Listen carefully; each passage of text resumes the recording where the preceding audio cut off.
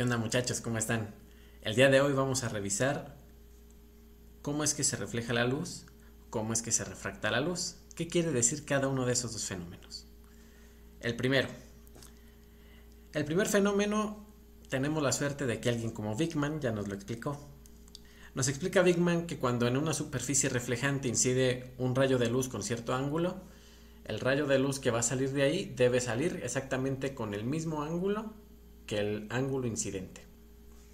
La pregunta es, ¿estamos seguros que el ángulo de incidencia es el mismo que el ángulo de salida? ¿Y cómo podemos estar tan seguros de eso? Para esto vamos a hacer uso del principio de Fermat. El principio de Fermat dice que la luz va a seguir la trayectoria que minimice el tiempo, es decir, la luz siempre sigue una trayectoria tal que el tiempo para ir del punto A al punto B ocupa el tiempo mínimo. Y posteriormente vamos a ver físicamente qué está pasando, cómo interactúa la luz con el material en el cual se va a reflejar. Ahora, sabemos que este no es el único fenómeno que se va a observar cuando estamos hablando de luz. Existe otro fenómeno, el fenómeno de refracción. Si no estamos seguros de a qué se refiere este fenómeno, pues quédense un momento más, pongan atención, no pongan la atención que ponen en clase, traten de esforzarse un poquito más y seguimos. Comenzaremos analizando el fenómeno de reflexión y posteriormente explicamos a qué se debe la refracción, qué tipo de interacción ocurre. Para los que no lo recuerden, la refracción consiste en lo siguiente. Si yo tengo un objeto, Wigman ya nos lo explicó, nosotros no estamos viendo al objeto. Nosotros estamos viendo la luz que llega al objeto y sale reflejada. En este caso en particular, es útil que lo que tengo es un metal. Ya vimos que necesitamos un metal para tener la mejor reflexión. ¿A qué se debe? Lo vamos a ver en el video. Ahora, el fenómeno de refracción consiste en lo siguiente. Nosotros tenemos una forma para nuestro objeto que estamos observando.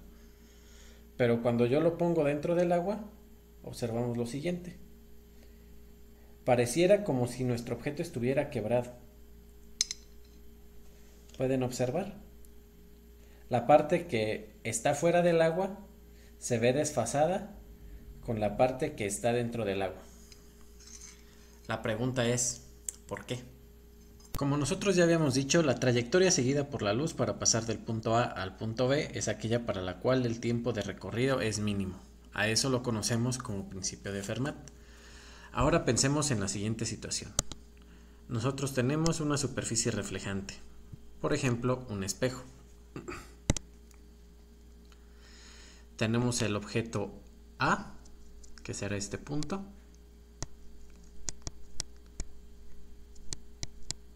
y está emitiendo luz. Ese punto A se encuentra a una altura Y de mi espejo.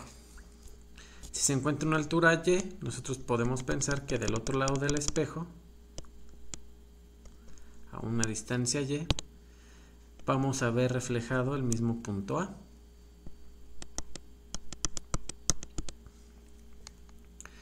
La pregunta es, si yo tengo un observador de este lado, piensen que este es el ojito de la persona, aquí están sus pestañas, lo que quieran, y este es el punto B a donde tiene que llegar.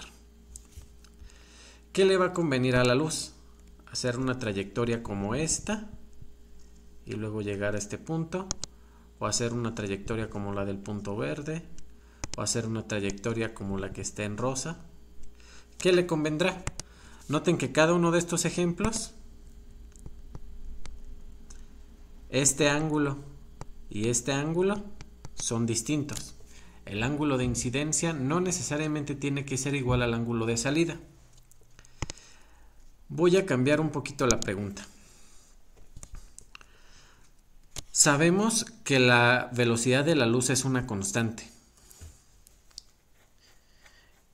Y sabemos además que esa constante es la velocidad más rápida que se puede alcanzar en el vacío.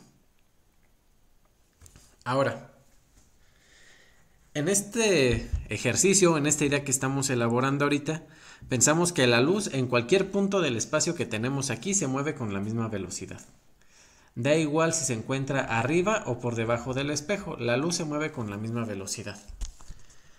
¿Cuál debería ser la trayectoria más corta para ir desde este punto hasta el punto B? Sí, tienen razón, debe ser una línea recta, ya que la velocidad es la misma y sabemos que la velocidad es igual a distancia sobre tiempo. El tiempo más chiquito se va a alcanzar si tengo el tiempo 1 y tengo un tiempo 2, y en ambos este va a ser distancia 1 y distancia 2, y la velocidad esta es la misma en ambos casos. El tiempo más chiquito se va a alcanzar cuando la distancia es más chiquita. ¿Y cuál es la forma más corta de llegar del punto A al punto B? Con una línea recta. Eso va a implicar lo siguiente. La implicación que tiene esta idea entonces es que aquí estoy cruzando con el espejo, el punto P. Entonces la luz tiene que viajar de aquí hasta el punto P, rebota y ahora sale para acá. Vamos a ver lo siguiente. Esta distancia es Y y esta distancia es Y. Este es un lado común y además tenemos la fortuna de aquí tener un triángulo rectángulo.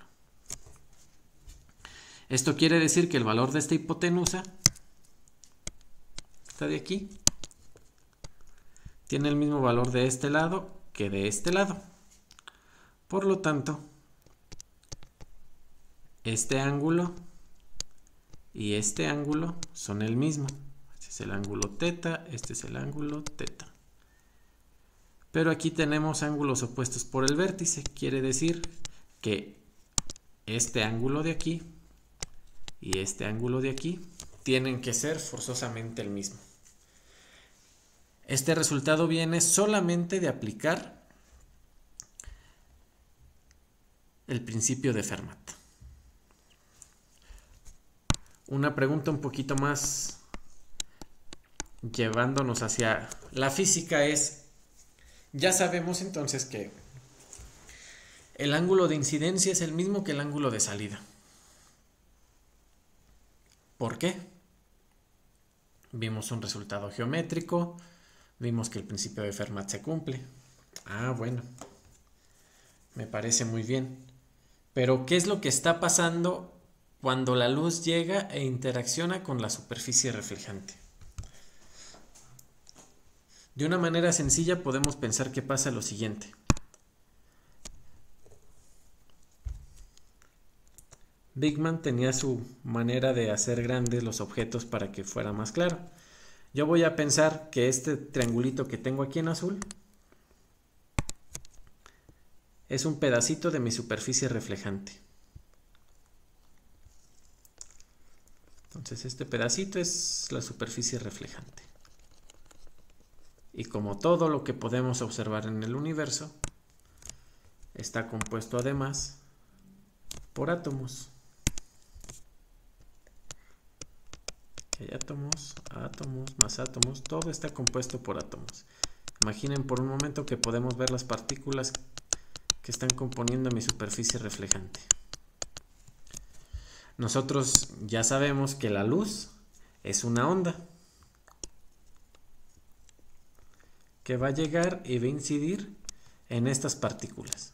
Además, nosotros sabemos que es una onda muy especial, es una onda que se compone de campos eléctricos y campos magnéticos.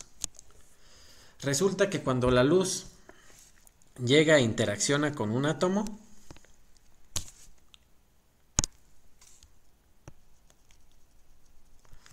aquí está el núcleo y aquí está la nube de electrones, esa onda es absorbida por nuestro átomo o por nuestra molécula y posteriormente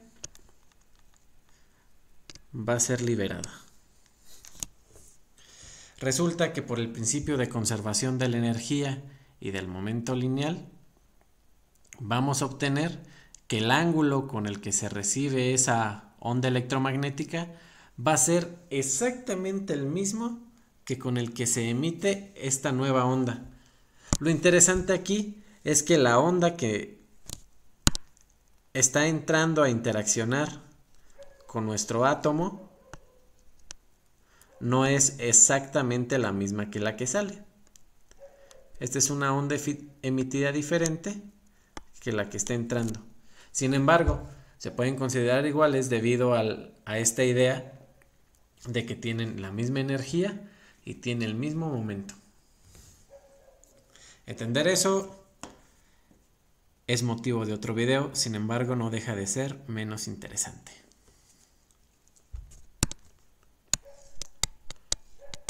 Ahora pasemos a una idea un poquito diferente, la refracción. En general nosotros sabemos que la refracción es el efecto que les mostré hace un momento.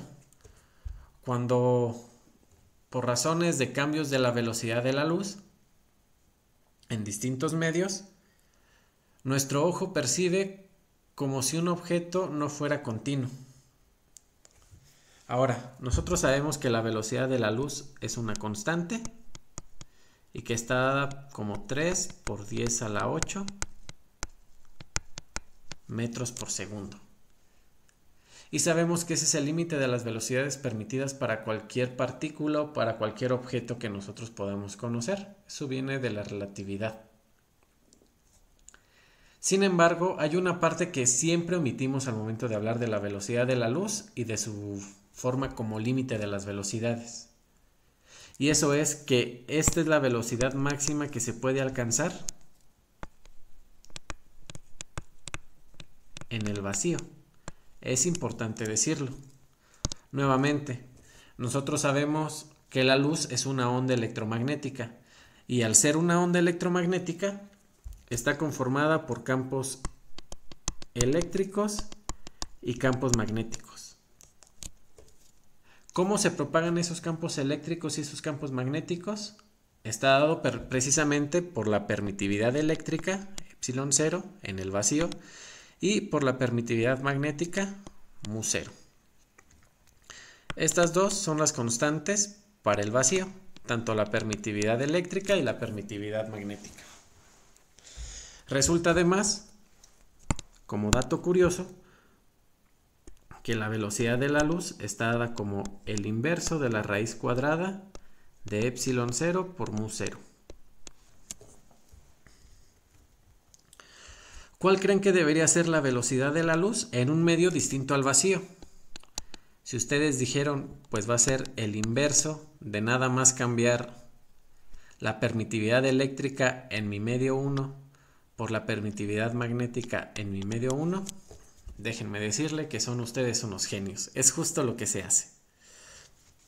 Y ustedes pensarán, con justa razón, que es algo bastante simple.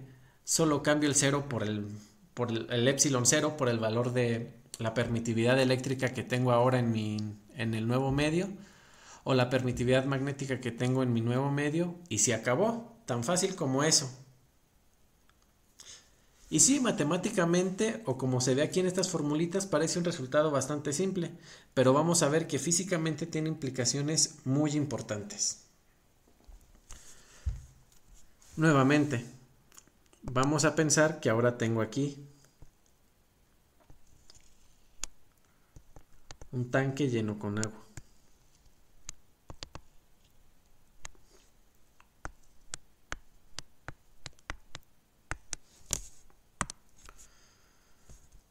Nuevamente uso este marcador para pintar aquí el agua que se va a estar formando.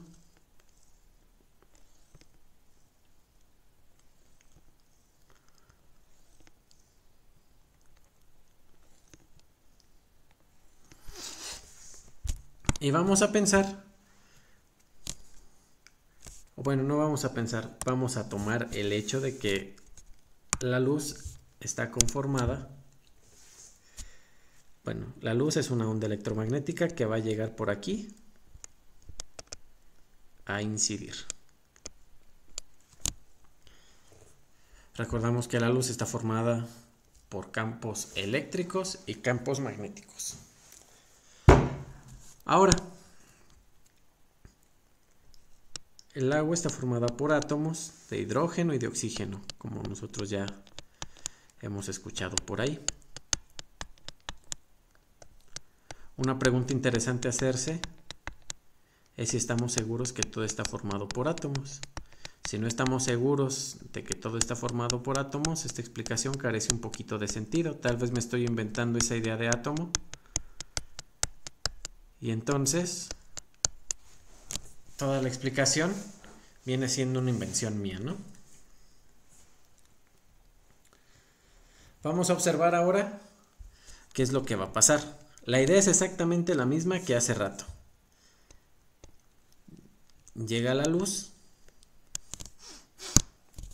interacciona con el átomo de agua, con el átomo de hidrógeno, el átomo de oxígeno.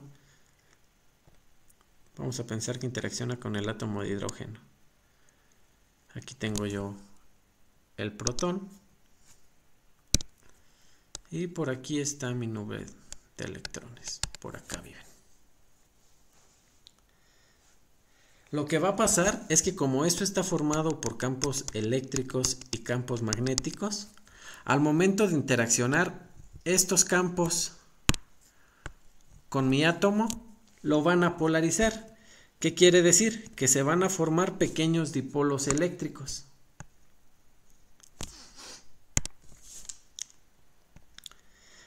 El campo eléctrico de la luz va a hacer que la carga positiva y la carga negativa de mi átomo se separen por un breve instante. Y el campo magnético lo que va a hacer es que esta carga positiva y esta carga negativa estén oscilando entre sí, es decir, voy a tener dipolos oscilantes.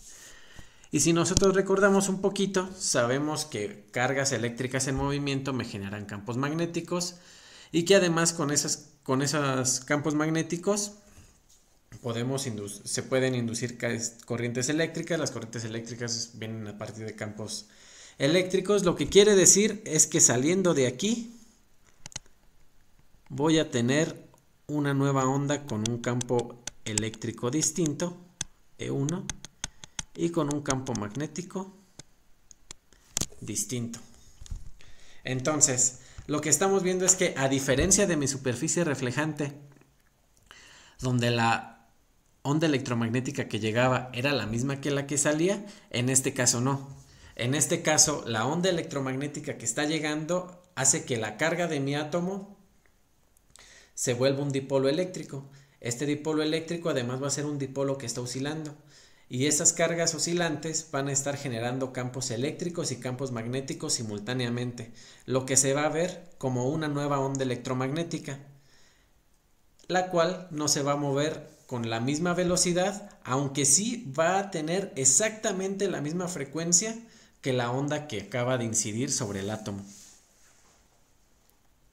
Físicamente, eso es lo que está pasando en el fenómeno de refracción. Además, como último dato, en el fenómeno de refracción se define una razón entre las velocidades de la luz en el vacío y de la velocidad en el nuevo material. A esta de aquí se le conoce como índice de refracción.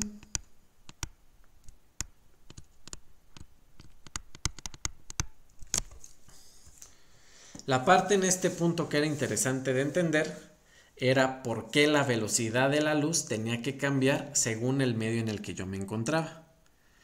Y esa razón viene en la explicación que hacemos aquí. Espero que haya sido de su agrado, que hayan entendido lo más posible. Listo, muchachos. Espero que haya quedado más o menos claro qué es lo que está pasando físicamente cuando la luz interacciona con cualquier material. Es importante entender esto antes de poder realizar ningún ejercicio, porque si no vamos a seguir pensando que la física no son otra cosa más que fórmulas que nosotros utilizamos para obtener números. Pero, ¿qué nos dicen esos números? Otra vez, la física habla a través de cierto lenguaje. Ese lenguaje son las matemáticas. Pero para poder entender cuál es la relación entre el lenguaje que estamos utilizando y lo que nosotros estamos observando, es necesario tener bien claras las ideas y bien claros los conceptos. En particular, a mí me ayudó mucho este señor, Richard Feynman. Este libro es un poquito más avanzado, pero son las ideas que pude obtener de ahí. En resumidas cuentas, otra vez, las matemáticas son un poquito más complicadas para tratar de entender esos procesos, pero se dan cuenta que las ideas son bastante simples de entender. Tal vez las simplifiqué demasiado, espero no haberlo hecho. El punto es que vayamos abriendo nuestra percepción, nuestra mente a nuevas ideas. Eso va a ser muy útil, aún en este caso en el que vamos a seguir trabajando con fórmulas de óptica geométrica, es decir, nos vamos a quedar en el principio de Fermat. Sin embargo, nosotros vamos a saber por qué es que ese principio de Fermat es válido.